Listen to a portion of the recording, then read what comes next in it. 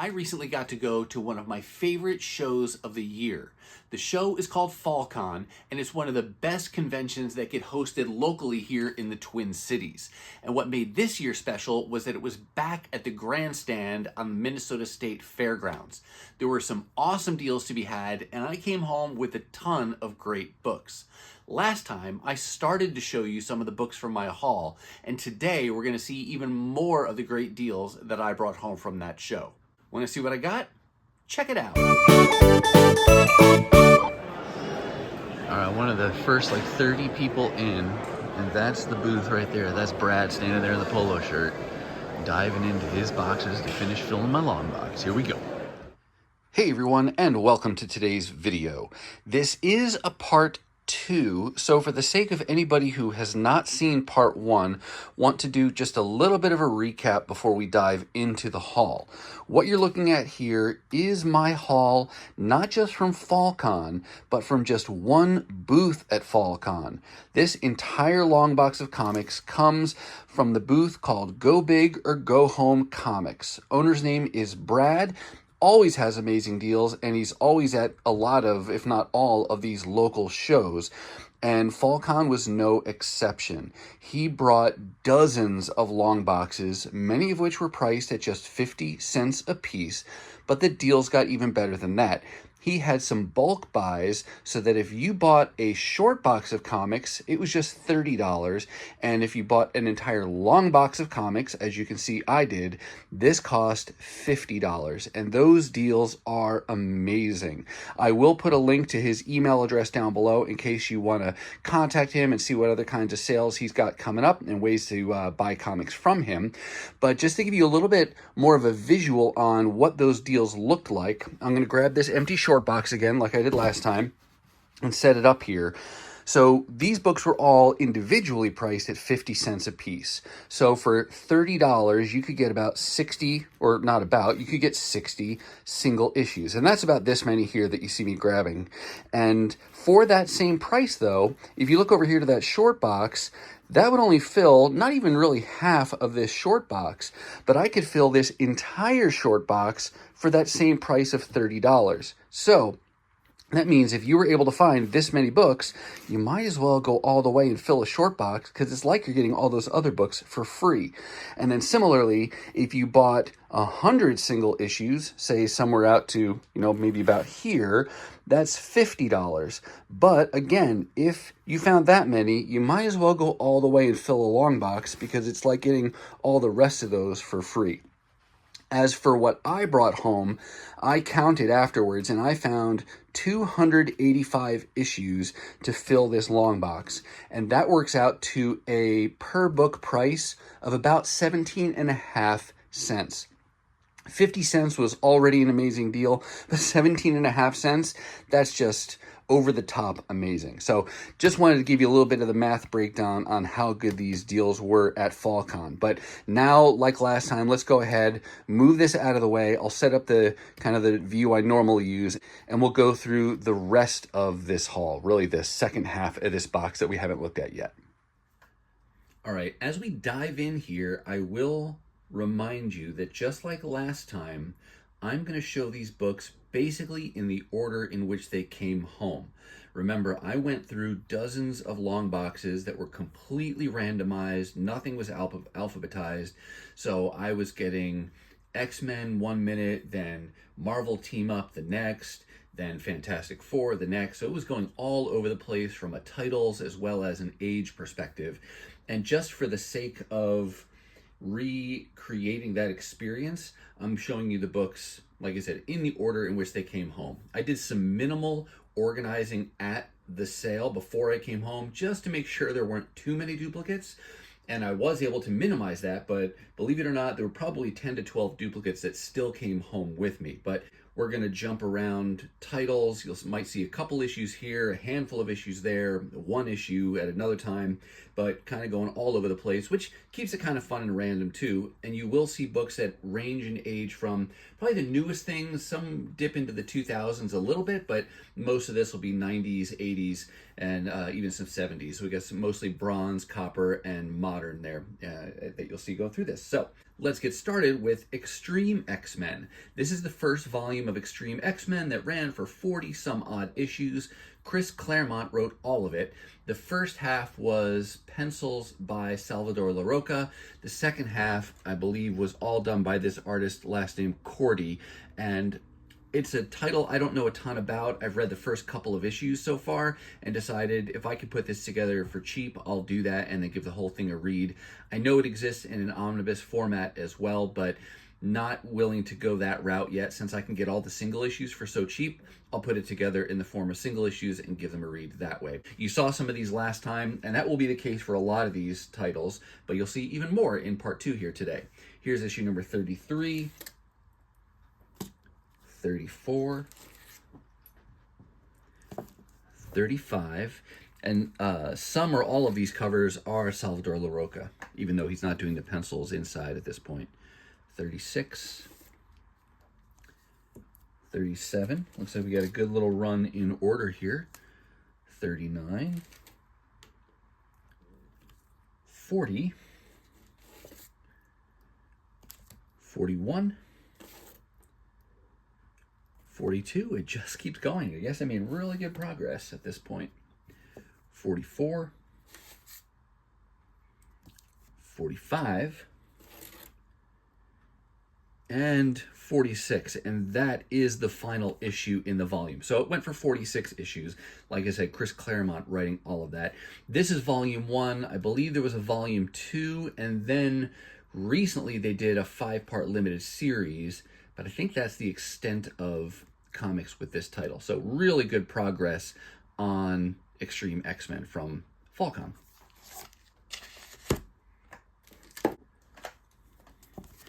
Next up, got a fun find here in the form of Fantastic Four Special Edition. I've shown you a couple other special edition titles in past videos. One I think was for Captain America, another one was for Spider-Man and Daredevil, and they are reprint issues that reprint famous stories from whatever the title character is. In this case, we have Fantastic Four reprinting the annual number 1 plus 8 pages of additional material penciled by John Byrne. So that's pretty cool as well. So it's like a beefed up reprint, but this is Fantastic Four annual number 1, additional pages by John Byrne. Fun little edition. No ads, done on a more premium paper for the time. So just a fun little one shot to be able to add to my collection, and another way to have some of these famous Fantastic Four stories. And then you got some cool pinup art in the back. John Byrne. So very cool little addition to the collection. I don't know how many more of these special editions there are out there. I should really look that up, but I'll just keep my eyes peeled. If I come across others that I don't have, I will be sure to grab those.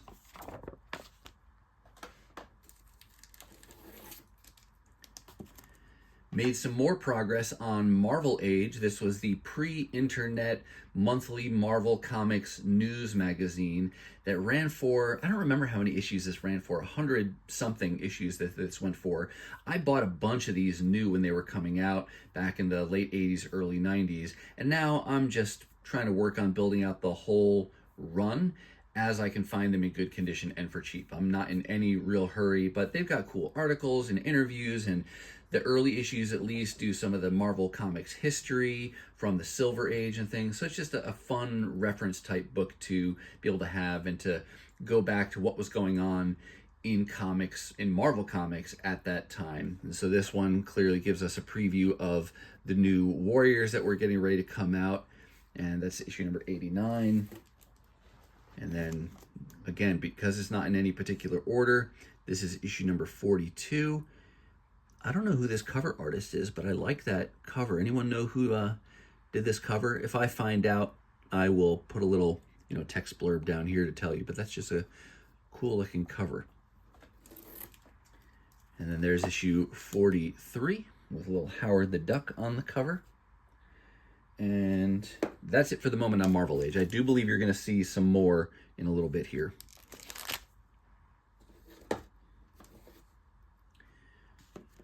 Last time I showed you one issue from this official Marvel Index to the X-Men.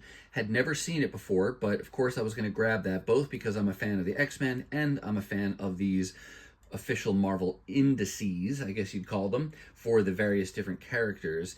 Learned from picking up that one issue that it's a 5-issue run, this volume 2 for the X-Men Index, I guess this would be. And I found a couple more. How many did I find? 3 more of this 5-parter, but I'll just show you real quick here. This is a little bit different than some of the other ones I've seen, whereas like the official handbook of the Marvel Universe goes through individual characters. This seems to go through the issues and tells you, yeah, creative credits, like who did the cover, who wrote the, what's the name of the story, who penciled it, featured characters, supporting characters, villains. It's kind of cool, whether there's flashbacks or not. So that's pretty fun. And this gets into the Claremont era here with giant size X-Men. So very cool, and not what I was originally expecting when I picked up that first one, but awesome to have it nonetheless. And then a cross index by characters, that's very cool too. And there's a wraparound cover, let's show you that. There you go.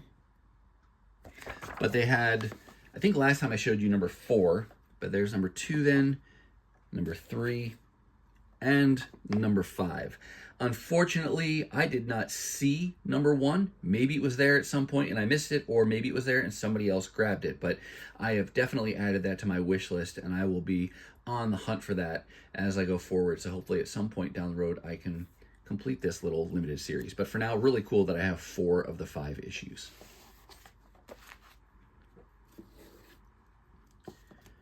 I showed you several issues from this 8-part limited series last time, Fallen Angels, a 1980s limited series focused on the New Mutants that I had never picked up. I've definitely seen this multiple times in various dollar bins over the years, and because of the per issue price this time, buying a bulk priced long box, definitely a good time to pick this up. These were in good condition, so I did complete my limited series now as a result of this sale.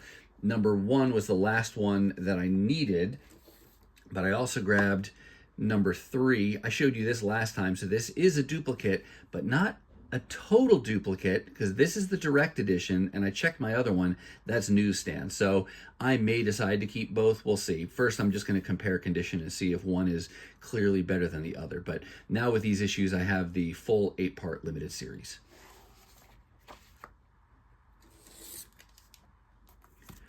One more issue of Cable, continuing from what I showed you last time. This is number 68.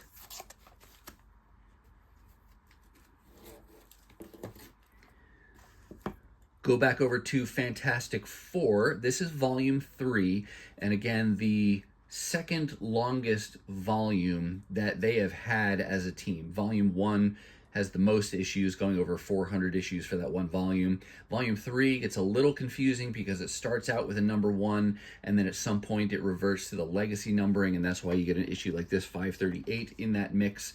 And then it actually has like a hiccup where Jonathan Hickman's writing, and this title ends and it goes over to FF, but then it comes back with another jump in the numbering. So yeah, it gets confusing. So really grateful to have something like CLZ to help me manage my collection, to tell me what I have, what I need, and all the different numbers, because it does get confusing. But last time I think I showed you one of the issues that tied into this Civil War event, and here now are the rest of those, including 538, 539, 540, and 542. I think I showed you 541 last time, so a little bit more progress to complete that story arc.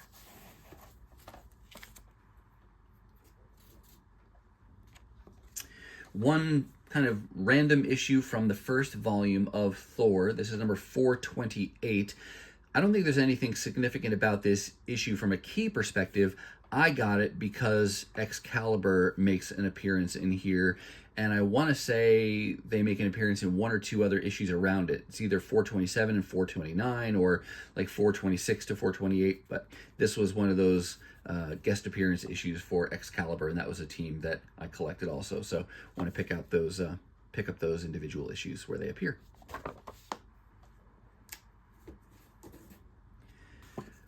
As promised, randomness. Back to Volume 3 of Fantastic Four. This is issue number 25. This is during the Claremont LaRocca run of Fantastic Four Volume 3, and the lowest issue number that I was missing. So really happy that I could fill that hole and now, you know, make that progress upwards in the numbers. Another thing I'll tell all you new viewers out there, typically when I show you these books, not only, as in the case today, are you seeing them in the order in which I pick them up, the way you're seeing them is how they were in the boxes. So if it's bagless and boardless here on the video, it was bagless and boardless at the show. And I just like to show you the way things were when I pick them up before I go ahead and bag and board them or rebag as needed. So, but there's Fantastic Four number 25. One more issue from this Thing related series that went for 100 issues. I, over time, have come to the point where now I guess I'm working on this volume. There were a couple issues here and there that I wanted because of the story or the creative team, but over time I've found more and more issues from this volume, even some of the low numbers, that now I've got enough. I've kind of reached that tipping point where I say, you know what, I'll go ahead and just try to work on the whole 100 issue volume. So this was just progress on that. This is number 32, not in the best condition. It's got some pen or pencil or something, looks like pen, in the top left corner there, but for 17.5 cents for the issue, not going to complain too much about that. Maybe someday I find a better condition copy, but not worried. This is highly readable and helps me make that progress towards completing out that run. I was not quite done with Marvel 2-in-1 for this little batch. Here's also number 56, which I can't remember why I originally wanted this one. It's not a key or anything like that. I think it's because John Byrne did the cover here. And then I also found issue 57, and this cover is a George Perez cover, and I think he does the interior pencils to boot. Yeah, George Perez and Gene Day doing the interior art. But 2 more issues towards that goal of completing that run. Similar title to the Marvel 2-in-1, this is Marvel Team Up number 105. Unlike 2-in-1, which had the Thing be the primary character where he teamed up or went against a different character, Team Up, or Marvel Team Up, was primarily a Spider-Man related title where he teamed up with other heroes from the Marvel Comics universe or fought against different villains and things like that. Not 100% Spider-Man though, obviously, because this issue 105 features the Hulk with Power Man and Iron Fist. This title ran for 150 issues, and there are far more keys from this volume on top of that, so I haven't fully committed to collecting this whole run yet, but for such a cheap price and to find it in good condition, I will err on the side of caution and go ahead and pick these issues up, but I don't know that I'll ever go to try to get the whole thing, but there's one more issue for now.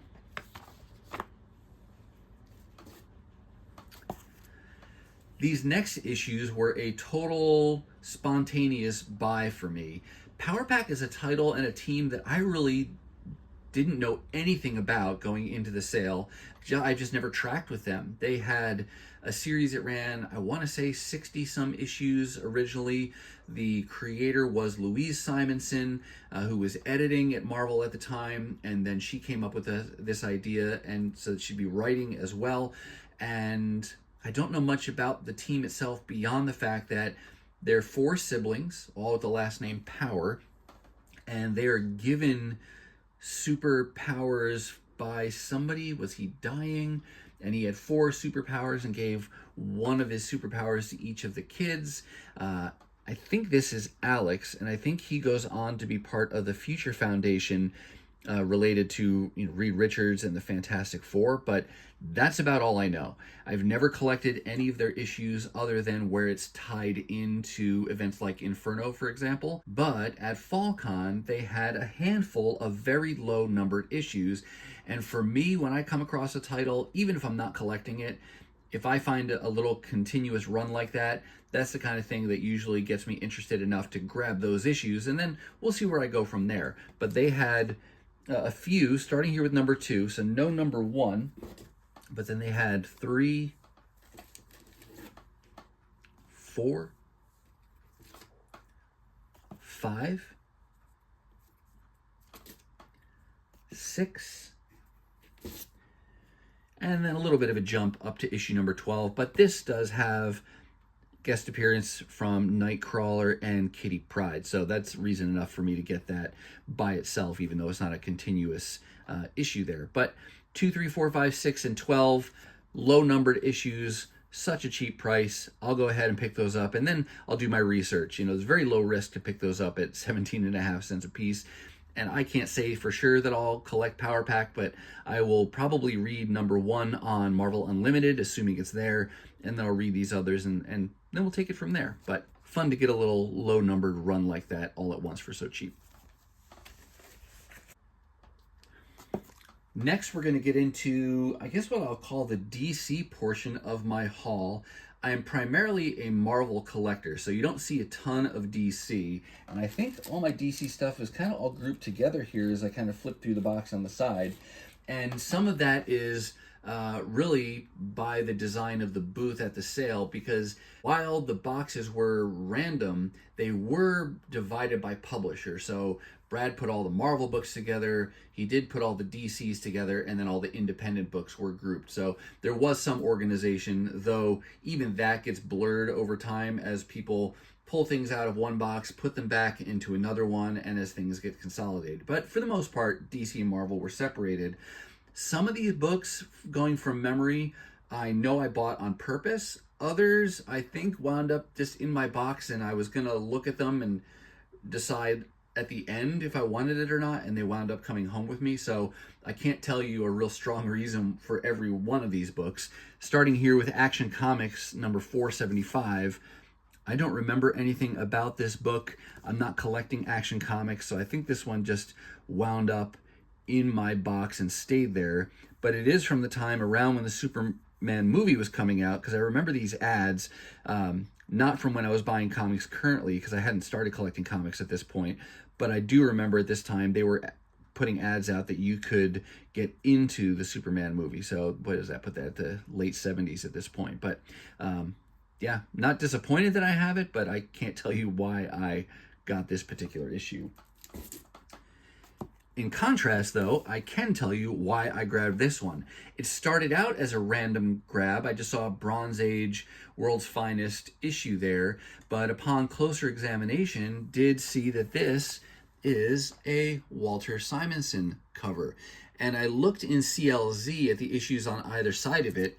It doesn't look like he was doing any kind of run here. It's just one issue where he happened to do the cover, and it's an issue that I happened to grab. So just got a lucky grab there to get a cool Bronze Age Walter Simonson cover that was outside his normal titles like Thor, Fantastic Four, X Factor, things like that that he was doing, in that same rough, very rough time period.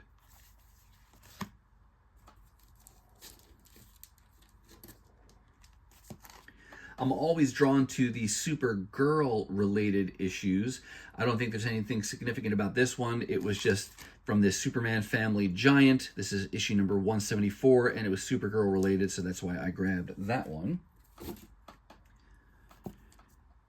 Here's another one. Don't know anything about the issue itself. World's Finest, number 240, and it just wound up staying in my box. But, not disappointed to have it. I just can't tell you why I wound up keeping it. Just may have overlooked it. This one, though, I did grab on purpose. This is Adventures of Superman, number 497 from the Triangle era and from the Doomsday collection of stories. So one of the issues that I needed to build out that run around that all of the Superman titles around the death and return of Superman. I may eventually get the omnibus edition of this because it was the most significant Superman story of the time, and I was actively reading at least some Superman at that time, though not every issue from every title.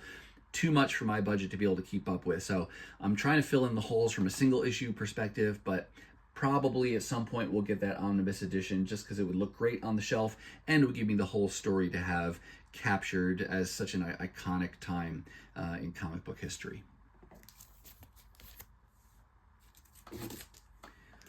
One more Action Comics issue. I don't think there's anything significant from a key perspective about this issue, number 484, but I did get it for the cover. I just thought this was a gorgeous cover with Superman and Lois, and this is one of the other Earths where they get married, and the artist's name, I don't know the artist, but I see the last name, it says Garcia Lopez. Does it say in here, does he do the... No, he doesn't do the interior pencils. Interior penciler is Kurt Swan. But the cover artist, yeah, last name Garcia Lopez, and I just thought that was an awesome cover. Just love everything about that. And it's an homage there, somewhat of an homage. He's got the car here, but now he's getting married, and this is a 40th anniversary issue. So for that reason alone, I'm surprised it's not even considered a minor key, but that was strictly a cover by, just a great cover. And I have a few other issues from this era of Action Comics that were cover buys. I just think there's some really cool cover art, cover colors. Love the yellow background. So yeah, really happy to have found something like that in really nice shape for so cheap. Picked up a good portion of this famous run on Superman. This was a 12-part maxi series, I guess you'd call it. Grant Morrison, Frank Quitely, is that how you say his name? But very famous story, and it's kind of like follows in the vein of what was it, the Trials of Hercules or the Challenges of Hercules, something like that. But a very famous story now, and they had most of it that I was able to pick up, starting with issue 3 there. And we go through, and I think it goes all the way to the end of this 12-part limited series. But I know they've done this in various collected editions. I think they've done like an absolute edition, which is like their really oversized presentation. I don't know that I'd get one of those. Maybe I will someday. I've read this before. I'm gonna give this a reread, but they had most of the series there, so really happy to be able to pick that up again for so cheap.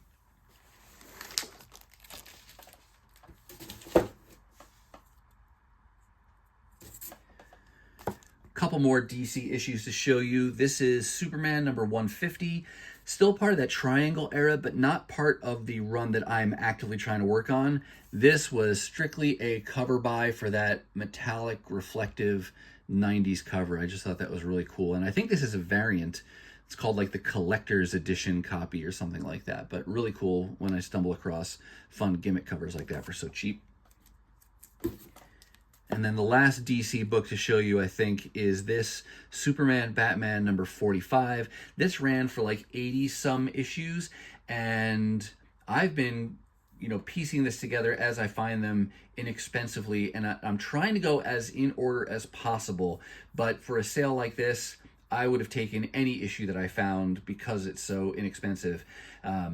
This does obviously fill a hole for me, though, and I'm trying to go in order because with a title like this, there's different creative teams as you go throughout the volume. So you have different writer-artist combos doing each story arc. So if I can go in order, then I can complete a story arc and read it. I don't need to worry about having the whole thing before I give it a read. But like I said, issue 45 may have been a random grab, but it was the one issue I found that I needed. So going to fill that hole when it's that cheap.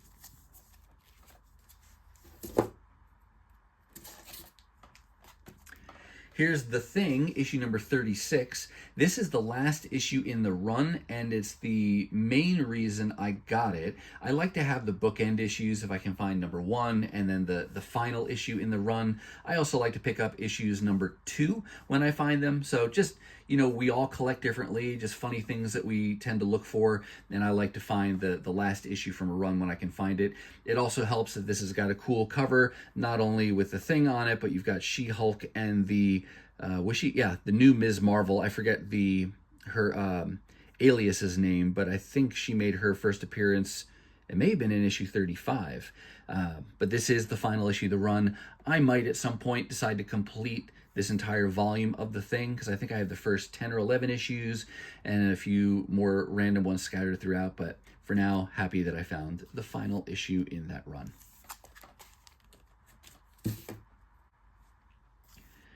Found several more issues from this first volume of Ultimate Spider-Man. Similar story to that Power Pack.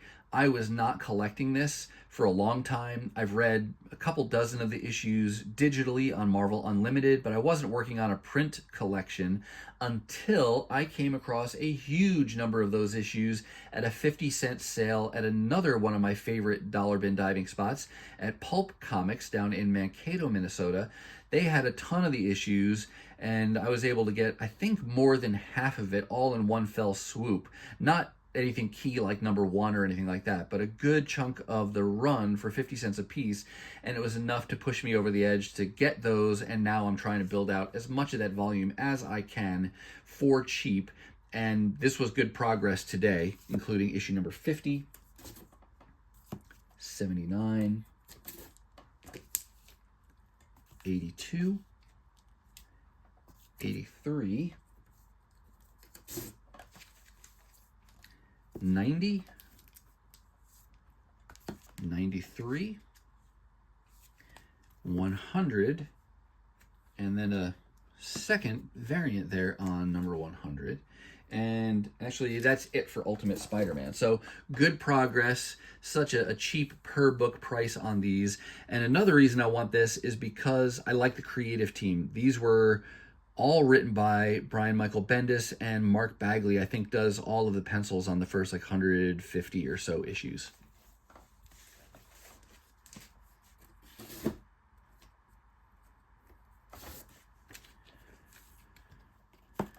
When the price is just 17.5 cents a book, you're definitely going to see that I pick up some random things that maybe I wouldn't have otherwise picked up, including issues from this Peter Parker, The Spectacular Spider-Man.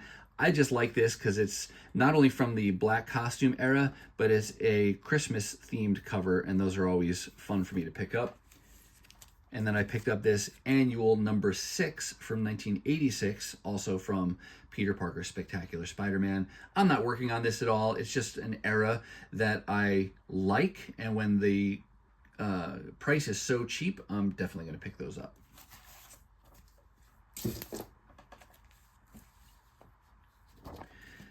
This was a cool accidental find on Marvel Team Up. I got it because, like that other Marvel Team Up issue I showed you, number 105, this was just a random one that was really inexpensive and in decent condition, so maybe at some point I'll want to get the whole volume.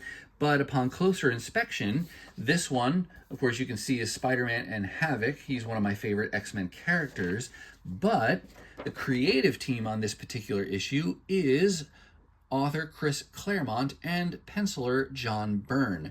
This issue of Marvel Team Up came out during their run on the X-Men. So I don't know how they were doing multiple books. I mean, writers typically will write multiple books in a month, but pencilers, you don't see them doing too many different titles all at once. So I don't know, maybe they had this story that they had done at some other time and they were able to pull it out. But this setup here at the beginning talks about Havoc and Lorna Dane, and it places them in time after the events of X-Men 97 to 109. But just cool that it features X-Men characters, and it's done by Claremont and Byrne during their famous run on X-Men. So what started out as kind of a spontaneous buy was just a really cool additional finds or reasons to keep that issue.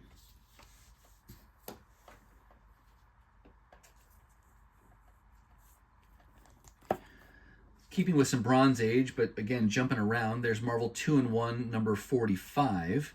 just helping me complete that volume. And then we'll jump back over here to Spectacular Spider-Man number 37. I'm just drawn to just about anything from this Marvel Comics Group banner era. So super cheap. I'm going to grab lots of books that just look cool to me. Here's a Captain America. Bought, it's got that same era of books, but this was bought with a little bit more intention. This is part of the Mike Zeck run that I'm working on. One more DC book that I forgot to show you before, just because, again, these are going in order the way they were in the boxes. Supergirl number 2, not a volume I'm working on, but it's got a Michael Turner cover, so that's always a fun find. Both for a character that I like and a cover artist that I like. This is a random Avengers issue that I picked up. I recognized the cover. I knew that it was a minor key, but I couldn't remember why at the time, but I wasn't worried about it. I just figured for 17.5 cents, it's a minor key, I'll grab it. Turns out this is like the third appearance of Monica Rambeau as Captain Marvel. Not something super special that I was going for, but this Avengers volume, I'll pick up the little minor keys when I can find them for really cheap.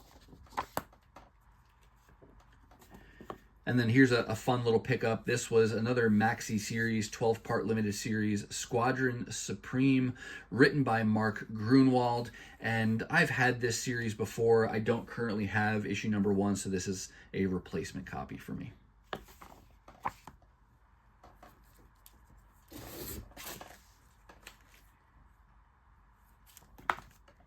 Let's shift gears over to some Thor. This is from his volume 2, which kicked off with the Heroes Return era. I worked on the first 25 issues that were written by Dan Jurgens and had pencils by John Romita Jr. I have since decided to kind of build out that volume a little bit more, not going through the whole thing yet, but there are some additional artistic runs I want to get, including these issues here that come from Stuart Immonen's time doing the interior pencils. That cover is a Barry Windsor Smith.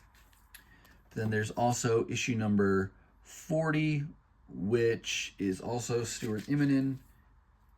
And then issue 41, cool cover. I don't remember if Immonen's doing the interior pencils, but definitely a cool cover by if nothing else. There's 42, Immonen art again.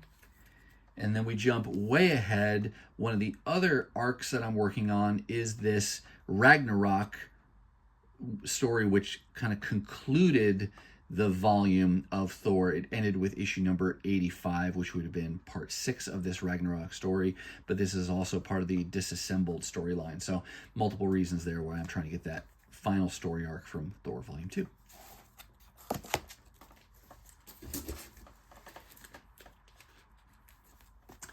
Jumping back over, one issue of Extreme X-Men, also from that volume 1. This is issue number 11, and this is part of the time where Salvador Larroca was doing the interior pencils.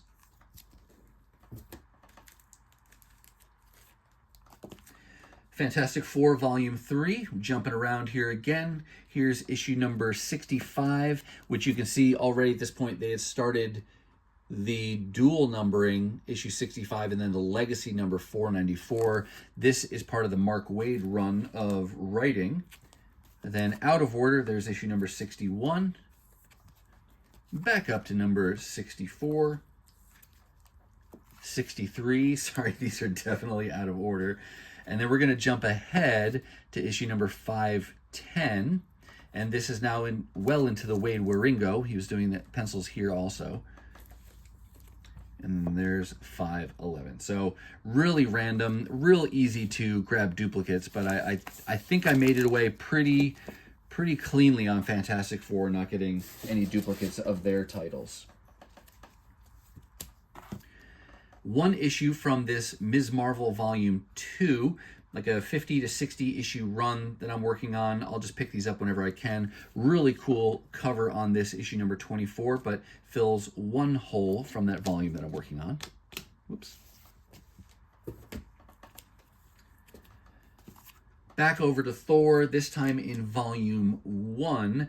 I've told you before I'm working on the Walter Simonson run, his famous run that started with issue 337 and ran for a few dozen issues in there. I do have that in omnibus format as well because there's a couple expensive keys that I won't have anytime soon, and so the omnibus allows me to have and read the entire volume. But beyond that, Thor is one of my favorite characters, so anything before that famous Walter Simonson run I will pick up, and so that's why I grabbed issue number 302. And then here's 307, which for those of you who saw part 1 may look familiar. Yes, this is indeed a true duplicate, one of the duplicates that I did come away with after this sale.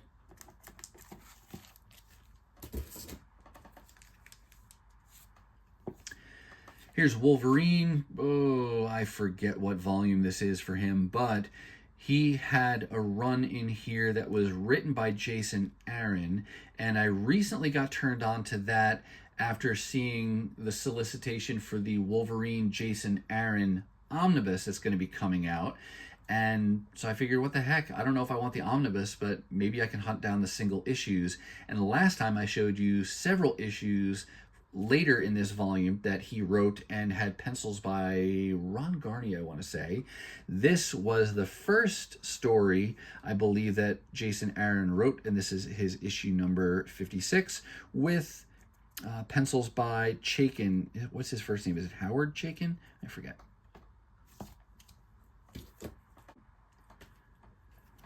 I'm just going to show you 2 more comics, and then I am going to hit the pause, and I will come back for a part 3, because believe it or not, there's still another chunk of books to show you from the Go Big or Go Home comics booth.